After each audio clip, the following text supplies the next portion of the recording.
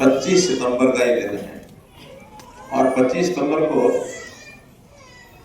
बहुत बड़े चिंतक, समाज सुधारक, जिनके मन में गरीबों के प्रति एक ऐसा मन में विचार था कि इनकी सेवा, इनकी संभाल, इनका हित कैसे कर सकते हैं, चाहे समाज के नाते और चाहे सरकार के नाते, ऐसे वो चिंतक पंडित दीनदयाल उपाध्याय, उनकी आज जयंती का दिन है, आज उनका जन्मदिन है।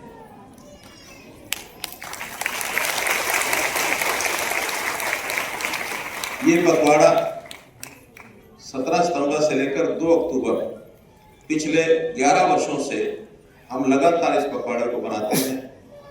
17 सितंबर को शुरू होता है, जिस दिन अपने देश के यशस्वी प्रधानमंत्री श्री नरेंद्र मोदी जी का जन्मदिन होता है। 17 सितंबर को उस दिन से शुरू करते हैं और इसकी समाप्ति 2 अक्टूबर को होती है, जिस दिन अपने देश की आजादी दिलाने वाले महात्मा गांधी जी और देश के पूर्व में रहे प्रधानमंत्री श्री लाल बहादुर शास्त्री जी, उनका भी जन्मदिन होता है। ये चारों विभूतियां ऐसी हैं जिनके प्रति हमारा मान सम्मान बहुत है। देश और समाज के लिए हमेशा सोचा है, अपने लिए कभी नहीं सोचा है। तो इस पखवाड़े में समाज सेवा के बहुत से काम होते हैं और समाज से सेवक ये सब लोग थे, इसलिए एक एक व्यक्ति के बारे में बहुत कुछ बताया जा सकता है। मोदी जी के बारे में हम जानते ही हैं, मैं थोड़ा बाद में जिक्र करूंगा, लेकिन सबसे पहले गांधी जी, महात्मा गांधी जी। गांधी जी ने देश की आजादी के लिए इस देश के लोगों को, जनता को जगाया और बड़ी बड़ी यात्राएं की। अंग्रेजों को भगाने के लिए जब तक जनता बहुत मजबूत होकर के आगे नहीं आती है, तब तक अंग्रेज थक नहीं सकता। तो उन्होंने अपने पूरे जीवन को लगाते हुए वो दिन ला दिया कि 1947 15 अगस्त को अंग्रेज यहाँ से चले गए, देश आजाद हुआ। एक दूसरा बड़ा काम उन्होंने अपने जीवन में शुरू किया था कि हमें गुलामी से आजादी मिल गई, अंग्रेज यहाँ से चले गए, लेकिन एक अपने समाज की, एक देश की गुलामी और है, वो है गंदगी की गुलामी। इस गंदगी को कैसे साफ किया जाए, स्वच्छता अभियान चलाया जाए, और उसके लिए उन्होंने अपने हाथ में झाड़ू उठा करके सफाई करनी शुरू की। अपना जो शौचालय है, संडास है, उसको साफ करने का काम खुद करते थे। वो कहते ये काम कोई इतना छोटा काम मत समझे कि इसको हमको नहीं करना चाहिए।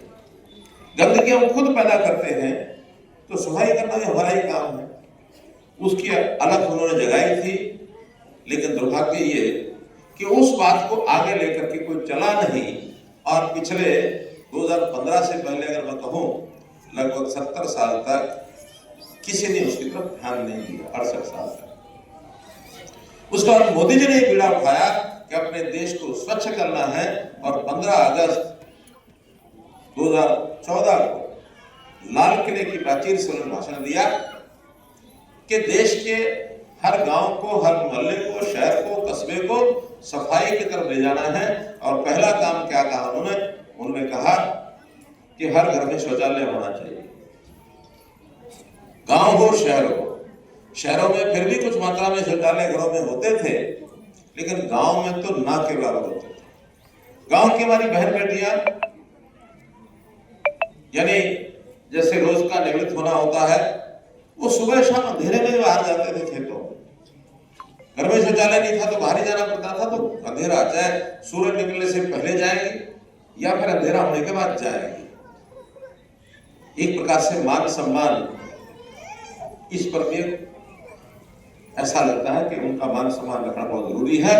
मोदी जी ने जब इस विषय को शुरू किया, तो सबसे पहले हमारे देश की माताओं बहनों ने, बेटियों ने, बहनों ने, उन्होंने सबसे पहले इसका समर्थन किया कि हाँ, ये विषय बहुत जरूरी है। दक्षिण में तो जो शौचालय बने, उनके बाहर शौचालय नहीं लिखा, बल्कि लिखा इज्जत घर। यानी अपनी इज्जत को बचाने के लिए हमें इस प्रकार की आवश्यकता है। खैर, एक मैंने उदाहरण दिया इस स्वच्छता का। इस पखवाड़े में लोगों को आवश्यकता होती है ब्लड की, तो ब्लड डोनेशन कैंप देश में चलाए जा रहे हैं। इस समय तक करोड़ों यूनिट ब्लड के इकट्ठे हो चुके हैं और अभी चल रहा है। आज भी यही अभी मैं जब आया तो एक ब्लड डोनेशन का जो कैंप चल रहा है लगातार चल रहा है। इससे पहले भी 17 तारीख को यही करनाल में, पानीपत में दोनों जगह ब्लड डोनेशन के कैंप हुए, लगभग 400-400 यूनिट दोनों जगह पर हुए हैं। बाकी सब कस्बों में जगह जगह और भी चल रहे हैं ब्लड डोनेशन के कैंप किए। फिर हमको जरूरत है अपने इलाके को हरा भरा करना, अच्छी हवा ऑक्सीजन अच्छा हो, तो पौधारोपण के कार्यक्रम जगह जगह चल रहे हैं। बच्चों की शिक्षा, इसके लिए कई तरह के कंपटीशन इन पदार्थों में चला रहे हैं। जगह जगह स्वास्थ्य जांच के कैंप, यहाँ भी कैंप लगा हुआ है। किसी को अपना ब्लड टेस्ट कराना है, किसी को शुगर है, किसी को बीपी चेक कराना है, या और कैंसर की बीमारी है तो उसका इलाज, तरह तरह की टीबी का जो विषय है वो भी चला रहे हैं। अक्षय मित्र बनाने की योजना, मैं अपील करूंगा कि ऐसे लोग जो अफोर्ड कर सकते हैं, एक अक्षय मित्र के लिए जो लोग दे रहे हैं अपनी ओर से सहयोग, 500 रुपया पर महीना एक अक्षय मित्र के लिए दिया जाता है, ताकि देश के जो कैंसर के रोगी हैं इनको सहायता मिल सके, इनकी दवाई का थोड़ा खर्च है वो किया जा सके। हम इस देश से कैंसर को खत्म करेंगे, ये हमारा संकल्प है, संकल्प है। तो ऐसे ऐसे जितने भी अंत्योदय से जुड़े हुए काम वो इस एक 15 दिन के पखवाड़े में होते हैं। आज भी सारे देश भर में हो रहे हैं। हम आज के दिन पंडित दीनदयाल जी उपाध्याय को याद कर रहे हैं। दीनदयाल जी का जीवन वो भी बहुत अनोखा जीवन में कह सकता हूं, बहुत साधारण जिंदगी और विचार के नाते बहुत ऊंचा विचार। साधारण जिंदगी तो एक बार ऐसा घटना आती है, एक बार उनको लगा कि मुझे जाकर के बाल कटा के आने हैं। हमें बाल, सबको बाल कटाने होते हैं, जाते हैं अच्छी से अच्छी दुकान पर जाकर के अपने जेब के हिसाब से सैलून जाते हैं, कोई ब्यूटी पार्लर जाता है, कोई कहीं जाता है। वो निकले, अपने कार्यालय में रहते थे, वहां से निकले और थोड़ी दूर आगे जाकर के बहुत से नाई सड़क किनारे बैठे होते हैं, थप्पड़ बिछा करके, बोरी बिछा करके अपना सामान लेकर कोई आता है। सामान्य आदमी, मजदूर है, बाकी सब जो ज्यादा पैसा खर्च नहीं कर सकते, वो वहां जाकर कटिंग कराते हैं। वो जाकर के उनके पास सामने बैठ के मेरी कटिंग कर रहे। देश के बड़े नेता थे, कहीं भी अच्छी से अच्छी जगह जाकर के बाल कटा सकते थे। वहां से कोई एक व्यक्ति निकले जो उन्होंने जाना पहचाना होता है, दीनदयाल जी का चेहरा सब जानते थे। थोड़ा दूर से देखा तो कहते हैं ऐसे लगता है जैसे ये दीनदयाल जी। तो ऐसा मन में विचार आया, नजदीक आया, थोड़ा देखा दूर करके तो दीनदयाल जी हैं। तो वहां रुक गए। दीनदयाल जी ने बाल कटाए तो उनसे पूछा, दीनदयाल जी आप यहाँ बाल कटा रहे हैं, यहाँ भी क्यों बताइए, क्यों नहीं कटा? नहीं, आपको तो कहीं किसी अच्छे सैलून पर, अच्छी दुकान पर जाकर कटाने चाहिए, अच्छे बाल काटते हैं। किसी ने कोई बाड़े थोड़े काटे, और जैसे काटे हैं 1 महीने के बाद तो फिर बढ़ के आ ही जाने हैं, किसी से भी बाल कटा लो। यहाँ कटाने का लाभ ये है कि गरीब आदमी है, इसकी रोजी रोटी इसी से चलती है, इसको शाम तक कमा के ले जाएगा, घर में अपने बच्चों को रोटी खिलाएगा, उसके परिवार पालन करेगा, सब करेगा। अमीर आदमी तो बहुत है, कहीं भी अपना कमा लेकर खा लेंगे। इस गरीब आदमी का पालन पोषण इससे होता, मैंने इसलिए करता है। एक पत्रकार ने पूछ लिया उनसे कि आप कल को राज आ जाएगा, उस समय जनसंघ के नेता हो गए थे, अगर आप जनसंघ का राज आ जाएगा तो देश में कैसी नीतियां लागू करेंगे? उन्होंने बड़ा साधारण है, सिंपल है। क्या कि देश का जो सबसे गरीब आदमी है उसकी आप चिंता करोगे, उसको आगे बढ़ाने का काम करोगे, सरकार का, समाज का यही काम होना चाहिए, तो समाज सुखी हो जाएगा।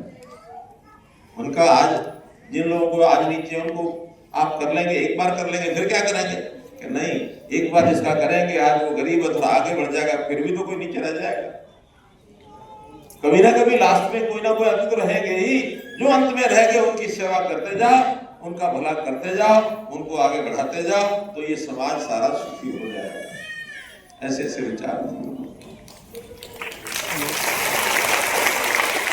लेकिन जब आजादी का आंदोलन चल रहा था उस समय वो जेल में गए, 47 से पहले की बात। बहुत नेता जेलों में गए क्या है, वो भी जेल गए।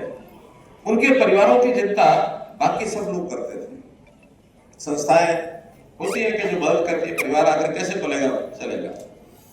तो उनको घर में वो पैसे दे के आते थे। एक सज्जन थे जिनके पास पैसा था कि इस परिवार को मुझे सहायता करनी है, क्योंकि लाल बहादुर शास्त्री जेल में चले गए, घर में गुजारा होना चाहिए। कुछ दिन के बाद उनकी पत्नी लाल बहादुर शास्त्री को जेल में मिलने जाती है, रिश्तेदार गए तो उन्होंने पूछा कि घर कैसा चल रहा है, कि ठीक चल रहा, बढ़िया चल रहा है, कोई दिक्कत तो नहीं है। कहने नहीं, वो फलां सेठ जी आते हैं और वो हर महीने 50 रुपए दे जाते हैं, 40 रुपए तो मैं खर्च कर लेती हूँ, घर में जो जरूरत होती है सब करती हूँ, 10 रुपए जाकर रख लेती हूँ, कभी काम आएगा। लाल बहादुर शास्त्री ने सुन लिया, कुछ नहीं कहा। कुछ देर के बाद वही जो सेठ जी जो 50 रुपए देते थे वो भी जेल में मिलने के लिए गए। शास्त्री जी का हालचाल पूछ के आता हूँ। उनका ठीक है, अच्छा है, मेरा हालचाल अच्छा है और मैं आपका धन्यवाद करना चाहता हूँ कि आप मेरे घर की भी चिंता करते हैं, घर में आप 50 रुपए दे के आते हैं, लेकिन मेरी एक प्रार्थना, मेरा एक निवेदन है क्या कि अगले महीने से आप 50 रुपए दे के मत आना, 40 रुपए दे के आना, हमारा घर का काम 40 रुपए में चल जाता है। ऐसा कोई सोचता है क्या? सोचता है कोई? नहीं सोचता। सब सोचते हैं जितना मिल जाए उतना कम और ले लो। लेकिन उन्होंने ये भी कहा कि जिसकी जरूरत है उसको जरूर पहुंचना चाहिए। तो इस प्रकार के लाल बहादुर शास्त्री जिनके हमारे मन में श्रद्धा का भाव है।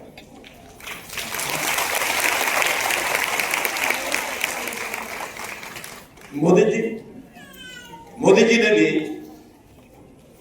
समाज में कुछ अच्छा काम करना है, उन्होंने अपना घर बार नहीं बसाया, वो भी घर को छोड़ करके और समाज की सेवा में निकल पड़े, निकल गए।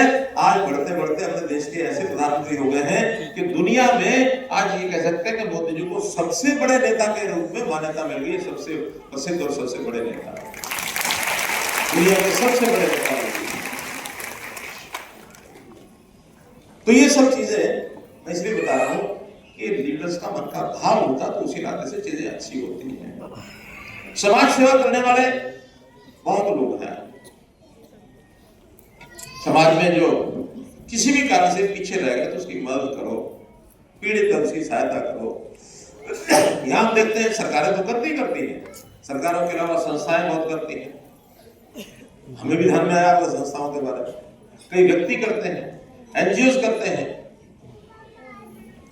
अभी चंडीगढ़ में एक व्यक्ति मुझे मिले एक बार, आहूजा जी को ऐसा नाम था उनका, सुंदर सा है, आड़त का काम करते थे चंडीगढ़ में, सब्जी की आड़त, पैसा ठीक ठाक कमा लिया।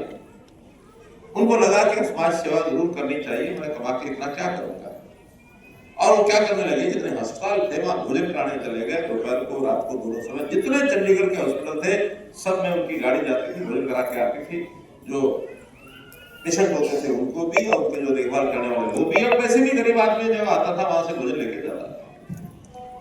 मालूम नहीं रोजाना कितना खर्च करते थे। एक बार मुझे पता लगा कि उस व्यक्ति ने अपनी जायदाद बेच ली है इस काम के लिए। कितनी बेच दी? 15 करोड़ रुपए की जायदाद बेच दी। हमें बड़ा हैरानी हुई कि अपने घर का पैसा लगा करके आदमी सेवा कर रहा है। एक कार्यक्रम में मिले, मैंने कहा पहुंचा जी, पूछ लिया मैंने, पहुंचा जी कहीं से बाहर से चंदा आ जाए या ताजा कमाई करो, उसको लगा दो, समाज सेवा करो, लेकिन आपने घर की जायदाद ही बेच दी सारी और समाज सेवा में भोजन कराने में लगा दिया। लेकिन क्या बात है, मुझे आनंद आता है, कर रहा हूं, प्रॉपर्टी क्यों बेची, क्या करूंगा? मैंने कहा आपके बच्चे होंगे, लड़के लड़कियां, बाकी कोई और परिवार में, उन लोगों के लिए प्रॉपर्टी काम आती। तो उन्होंने एक वाक्य प्रयोग किया, हमारी बहनें पता नहीं समझ पाएंगे, नहीं समझ पाएंगे, मीडिया के लोग समझ जाएंगे। उन्होंने कहा कि पूत सपूत तो क्यों संचय, पूत सपूत तो क्यों संचय, पूत कपूत तो क्यों संचय। दोनों बातें कह दी। उन्होंने कहा अगर बच्चे अच्छे होंगे तो उनके लिए इकट्ठा क्यों करूंगा, बड़ा कमा लेंगे, मैं इकट्ठा करके क्यों दूंगा, अच्छे तो कमा लेंगे। और साथ में कहा कि अगर निकम्मे होंगे, कपूत होंगे, फिर भी मैं उनके लिए क्यों छोड़ के जाऊं, तो छोड़ के जाऊंगा वो खराब करेंगे, कहीं भी नुकसान कर देंगे, अपने पास रखेंगे नहीं। तो ना तो कपूत के लिए मुझे छोड़ के जाना, ना सपूत के लिए छोड़ के जाना। ये जो जनता है ये मेरी है, मेरा परिवार है, जनता में जिसको सेवा करूँ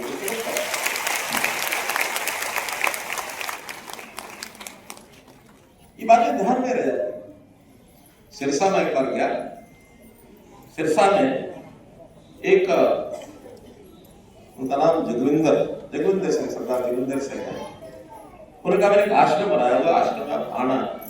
मैं चला गया, इसी के माध्यम से बात हुई थी फोन पर, तो मैं चला गया, जाके देखता हूँ तो जसविंदर सिंह जी ठीक ठाक आदमी नहीं निकले, वो व्हील चेयर पर बैठ करके और अपना आश्रम चलाते हैं, उसमें लोगों की सेवा करते हैं। और जितने एक्सीडेंटल केस उनको मिल जाए वो अपने अस्पताल में वहां ले जाते हैं, उनकी प्रतिदिन सेवा करते हैं। भाई कोई नहीं, लोग पैसा देते हैं। मैंने पूछा भी ये आपके मन में कैसे आया? जो भी कोई ऐसा घायल आदमी है, किसी का हड्डी टूट गई, किसी का, या मानो कोई दिव्यांग है, कोई और है, उनकी सबकी सेवा में लगे रहते हैं। पैसा दुनिया देती है, वहां जाकर देखती है। मैं भी उस दिन अपना जो कोष होता है मुख्यमंत्री वाला, उसे 21 लाख रुपए को देख के आया, खुश होकर के, मुझे लगा कि प्रभावित होकर के, कुछ का प्रभावित होकर तो कहने लगे देखो मेरा एक्सीडेंट हुआ, ठीक ठाक काम करता था, एक्सीडेंट हुआ, लगा कि अब मर जाऊंगा, चला जाऊंगा, जान बच गई तो लगा कि भगवान ने बचाया है। अब बचाया कि जिंदगी मुझे अपने लिए नहीं है, ये लोगों के लिए है। और ऐसे जो घायल होंगे, फट्टड़ होंगे, ऐसे तुम होंगे, उन्हीं की सेवा में करूंगा, मेरा जीवन बचा तो उनके काम आना चाहिए, ऐसा सा विचार। हमने नाम सुना होगा अन्ना हजारे, सुना? अन्ना हजारे के जीवन का परिवर्तन क्या आया कि फौज में नौकरी करते थे। एक बार 6 फौजी जहाज में एक स्थान से दूसरे स्थान पर जा रहे थे, जहाज खराब हुआ, गिर गया, एक्सीडेंट हो गया, 5 लोग मर गए, ये बच गया। अब इनको लगा कि 5 मर गए, मैं बच गया, मेरे ऊपर मेरा अधिकार नहीं है, तो ये भगवान का शरीर है, उसके लिए चलाऊंगा। उसके दिन के बाद अपने गांव से लेकर के आज सारे देश और दुनिया में घूमते हैं, लोग की सेवा करते हैं। मैं इतनी बातें इसलिए आपको बता रहा हूं, हो सकता है कि आपकी क्षमता भी वैसी ना हो, मन तो वैसा है ना कि हम किसी का भला करें, अपना परिवार भी चलाएं, दूसरों का भला भी करें, ये इसे जरूर सामने रखना चाहिए। हमने भी सरकार के नाते, जब मैं मुख्यमंत्री था तो ध्यान में आया कि आखिर समाज में गरीबी बहुत है, गरीब लोग हैं, भ्रष्टाचार बहुत है, भ्रष्टाचार को रोकना चाहिए। कितने ही कार्यक्रम किए और उस कार्यक्रम के बाद लोग प्रसन्न भी हुए कि बड़ी अच्छी चीजें हैं, बड़ी अच्छी योजनाएं हैं।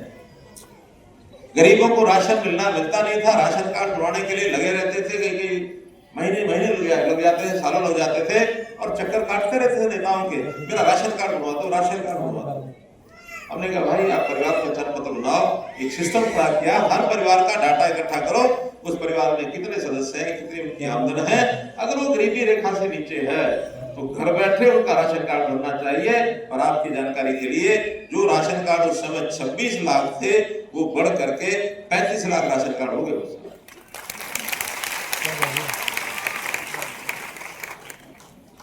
और उस समय गरीबी रेखा के एक लाइन 1,20,000 रुपया साल की थी, हमने उसको ऊपर कर दिया 1,80,000 तक भी बनवा सकते हैं।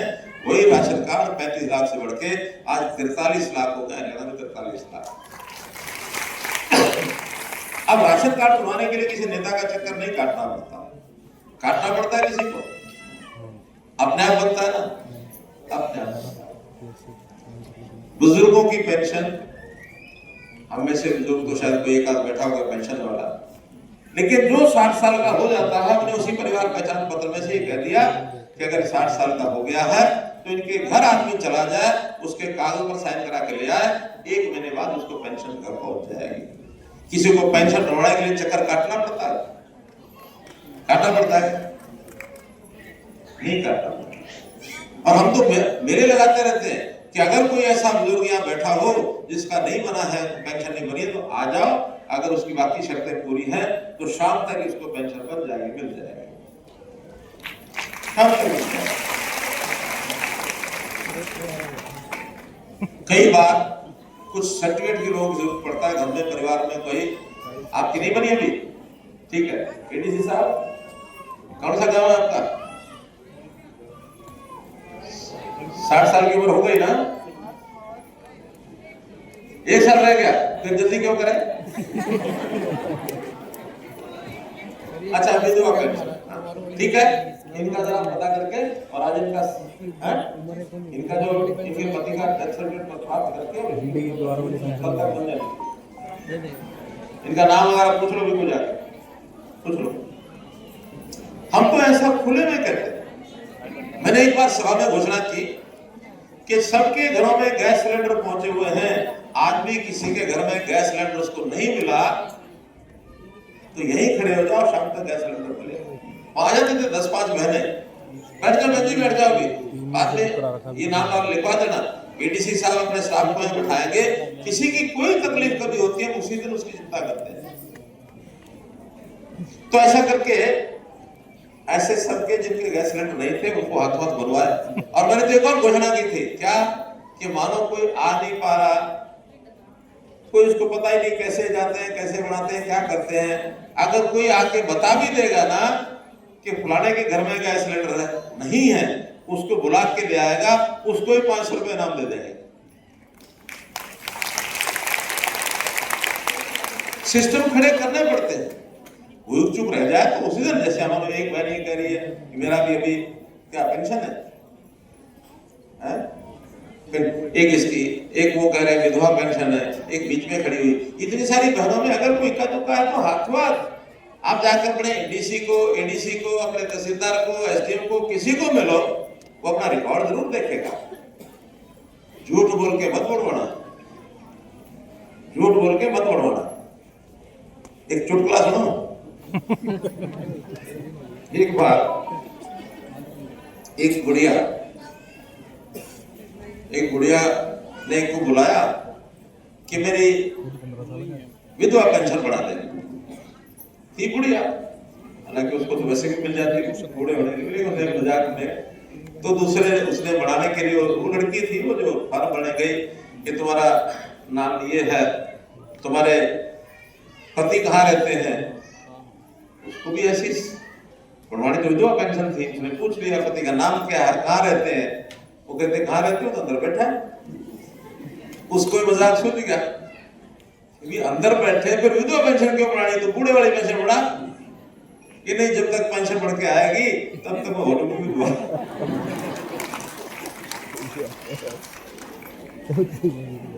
क्योंकि उस समय ये पेंशन बढ़ना आसान नहीं होता था, सालों साल लग जाते थे। आज कोई ऐसा नहीं कह सकता। मेरा कहने का भाव यह है, सरकारों के काम करने के तरीके, तो ये सारे हमने यहां किए, केंद्र में मोदी जी ने किए। मोदी जी ने भी गरीबों की चिंता की, और चिंता में उन्होंने कहा सबसे पहले गरीब परिवार जो भी हैं उनके यहाँ अन्न की जरूरत है, अन्न जरूर होना चाहिए। उन्होंने गरीब कल्याण परिवार योजना बनाई और 80 करोड़ लोगों को और अन्न घर में मिले, इसकी चिंता उन्होंने कब की, जब कोविड चल रहा था। जिसकी भी जरूरत थी उसको दिया, बल्कि कईयों को तो डबल दिया, कई महीने तो डबल अनाज लेके जाओ। फिर उनका के घर में जरूरत होती है मकान की, घर की। प्रधानमंत्री आवास योजना चला, उसमें 4 करोड़ मकान एक बार दे दिए, अभी 3 करोड़ और चल रहे हैं। और भरते हैं, उसके अंदर जमीन होनी चाहिए, बाकी सब वो कंडीशन हम पूरी करो, मकान अपना बढ़वा लो। फिर उसमें मकान के अंदर, मकान तो बढ़ गया, मकान में जैसा मैंने बताया उसके अंदर शौचालय भी होना चाहिए, शौचालय बनवा दिए। फिर गैस का सिलेंडर होना चाहिए, गैस सिलेंडर लगवा दिया। बिजली होनी चाहिए, हर घर में बिजली पहुंचाने का काम कर दिया। पानी हर घर में पहुंचना चाहिए, पानी पहुंचा दिया। खाली घर नहीं, घर के साथ ही चीजें सारी बना के दी, सजा के दी। गरीब परिवार का आदमी बीमार हो जाता है, उसके ऊपर कर्जा ना चढ़ जाए, बोझ ना चढ़ जाए, तो इसलिए आयुष्मान की योजना बनाई कि 5 लाख रुपए तक अगर गरीब परिवार के अंदर किसी की बीमारी का इलाज का खर्च आता है तो मुफ्त होगा, कोई पैसा नहीं लगेगा। और उसका सारे देश में करोड़ों लोग उसका लाभ उठा रहे हैं। अब तो बल्कि प्रदेश की सरकारों ने 5 लाख और जोड़ दिया है। बुजुर्गों का अलग से 5 लाख दे दिया है कि 70 साल या इससे ऊपर की उम्र है तो हर बुजुर्ग में उसका 5 लाख रुपए का अलग पेंशन होगी। पेंशन नहीं, बीमा का ये स्वास्थ्य बीमा होगा, ये स्वास्थ्य के ऊपर खर्च होगा। तो ऐसी कई सुविधाएं दे दी हैं। और उसके अंदर आगे चल करके रोजगार की योजना, क्योंकि जब तक लोगों का रोजगार नहीं बढ़ाएंगे तब तक ये गरीबी छाई रहेगी। लोगों को रोजगार देने के बाद उसका हिसाब तब लगाया 25 करोड़ परिवार पिछले 10 साल में गरीबी रेखा से ऊपर कर दिए, जिनको नौकरियां मिल गई, जिनके व्यापार बिजनेस सब बन गए। महिलाओं को भी करोड़पति बनाया, लखपति दीदी बनाया, उनके सेल्फ हेल्प ग्रुप बनाए, ड्रोन दीदी ड्रोन सिखाया, सेल्फ हेल्प ग्रुप बनाए। सेल्फ हेल्प ग्रुप के अंदर भी कुछ ना कुछ काम करो, बिक्री करो, जाके कुछ कमाई हो जाएगी। हमें से यहाँ बहने बैठी हैं, सेल्फ हेल्प ग्रुप में कौन कौन मेंबर है, जरा हाथ खड़े करो। एक 10-15% तो यहाँ बैठी है। ये जो सेल्फ हेल्प ग्रुप की मेंबर है कुछ ना कुछ काम करती होंगी। आज भी हमने बाहर स्टॉल जो लगाया है उसके अंदर सेल्फ हेल्प ग्रुप का सामान बना के बेचने की व्यवस्था भी सरकार की ओर से करते हैं, तो लोगों की आमदन बढ़े, ये अगला कार्यक्रम। इसके बाद ये है कि कोई नहीं काम कर पाया, गरीब रह गया, तो भी उसके घर परिवार का गुजारा ठीक से चले। ओल्ड एज पेंशन हमने इसको 3000 से आजकल कितनी है, 3000 रुपया ये कर दिया है। और बहुत जल्दी, वैसे तो मुख्यमंत्री घोषणा करेंगे, लेकिन मैं बता रहा हूं बहुत जल्दी 3200 होने वाली है ओल्ड एज पेंशन। अब ये विषय आया कि हमारे परिवारों की जो बहनें हैं, गरीब परिवारों खास करके, उनके हाथ में पैसा नहीं पहुंचता। तो जो अब मैं अंतिम बात बताने वाला हूं ये कि ऐसी हमारी बहनें जिसके हाथ में कुछ ना कुछ पैसा होना चाहिए। पति या तो कमाता नहीं होगा या खुद भी काम नहीं करती होगी, अगर पति कमाता होगा तो उल्टे सीधे काम में खा पी जाता होगा। हमारे हाथ में पैसा नहीं आता। हमको अपने घर की चिंता, रसोई की चिंता भी करनी है, अपने बच्चों की पढ़ाई की चिंता भी करनी है। महिलाओं को बच्चों की पढ़ाई की चिंता कितनी होती है, मैंने पहले भी एक बार बताया था, फिर बता रहा हूं। मैं अगर यहाँ खड़ा हूं तो मेरी पढ़ाई के लिए पढ़ाई रुक गई थी, मेरी माँ ने कहा कि बेटा पढ़ ले, 300 रुपया निकाल कर अपने पास से दिया, पिताजी से चोरी दिया कि जाकर एडमिशन ले। तो मैं आज आपके सामने खड़ा हूं। तो माओ को बच्चों के लिए हर प्रकार की चिंता करनी पड़ती है। तो हमने पिछले इलेक्शन में घोषणा की थी कि हम योजना बनाएंगे। योजना का नाम होगा लाडो लक्ष्मी योजना। और ये लाडो लक्ष्मी योजना में हम ऐसे गरीब परिवारों को, बहनों को 23 साल की उम्र के बाद 2100 रुपया हर बहन के हाथ में देंगे। वो योजना आज हम शुरू कर रहे हैं।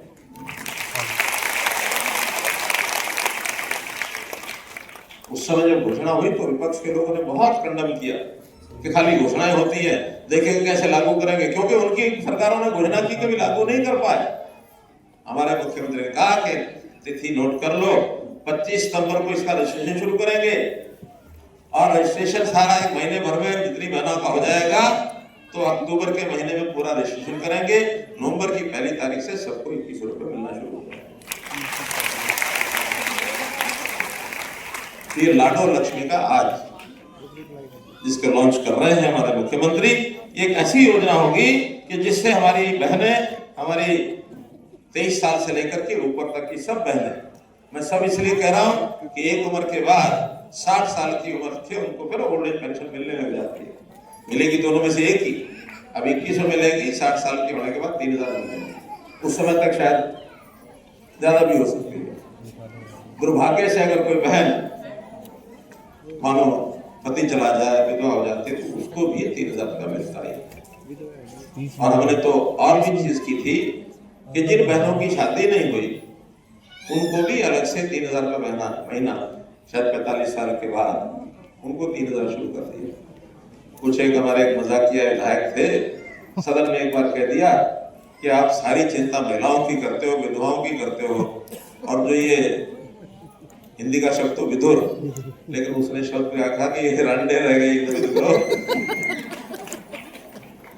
उनकी भी हमने पेंशन चालू कर दी, उनकी भी चालू कर दी।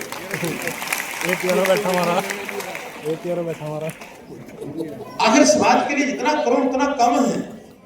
मैंने तो एक ऐसी योजना की है शुरू, कभी मंचों पर ज्यादा नहीं बताई, लोगों को धीरे धीरे पता लग गया है। अब सबको पता लग गया तो बताने में हर्ज नहीं है, नहीं तो लोग कहेंगे कि मौत के ऊपर बोलना शुरू कर दिया। हमने कहा कि देखिए, परिवार में, गरीब आदमी के परिवार में किसी की मृत्यु हो जाए, वो 7 साल से ऊपर और 60 साल तक, 7 साल का बालक पढ़ाई करता है, घर में आशा की किरण होता है, थोड़ा पैसा उसको भी दो। 18 साल से ऊपर हो जाए तो 25 साल तक थोड़ा ज्यादा दो। 25 साल से 40 साल तक किसी की भी डेथ, किसी मृत्यु किसी कारण से भी हो जाए, बीमारी से, एक्सीडेंट से, कोई और कारण, उसको 5 लाख रुपया दो और दे रहे हैं। इस योजना का नाम है क्या? दयालु योजना। दयालु योजना। ये दयालु योजना है। कभी किसी की मृत्यु होती है गरीब परिवार में, उसके घर में पैसा पहुंचता है, ठीक है, व्यक्ति वापस नहीं आ सकता जो चला गया, लेकिन थोड़ा मरम पट्टी पर लग सकती है।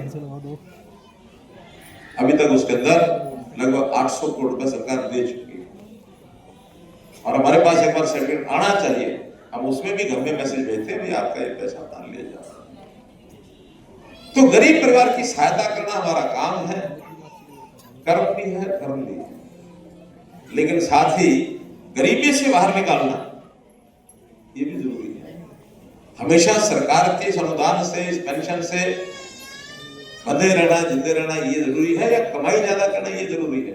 बताओ, बोलो। कमाई ज्यादा करना है कि केवल इस सरकारी अनुदान पर बैठे रहेंगे? कमाई ज्यादा, ये बहने बताएं, बहने कमाई। आज आप सब यहाँ आई है अपना लाडो लक्ष्मी योजना के लिए रजिस्टर कराने, और आपको 2100 का महीना मिलेगा। कल को मान ली आपकी आमदनी इतनी ज्यादा हो जाए कि भी आपको अब जरूरी नहीं है, तो आप में से कौन कौन है जो अपने आप आके बता देंगे मेरे घर की आमदन होगी, मेरा बेटा नौकरी लग गया, मुझे जरूरत नहीं है? ऐसे कौन कौन है? मैं इन सबको बहुत बहुत प्रणाम करता हूँ, सलूट करता हूँ।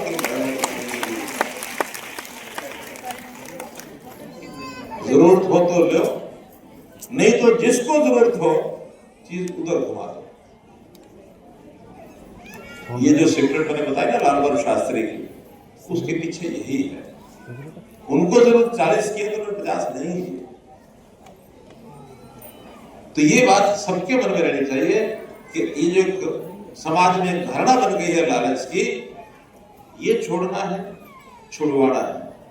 बेईमानी की धारणा छोड़नी है, छुड़वानी है। भ्रष्टाचार की भावना छोड़नी है, छुड़वानी है। और यही वास्तव में ये जो कहते हैं ना कि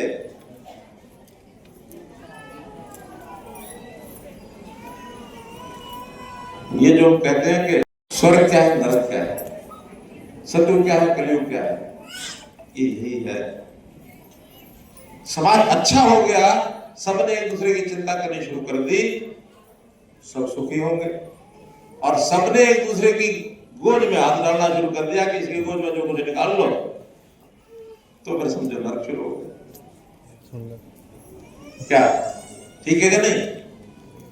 तो अब चूंकि संदेश आ गया है कि मुख्यमंत्री जुड़ने वाले हैं, उधर से वो अपना कार्यक्रम आपको सामने रखने वाले हैं, उन कार्यक्रम को सुनेंगे, जोर से बोलेंगे भारत माता की।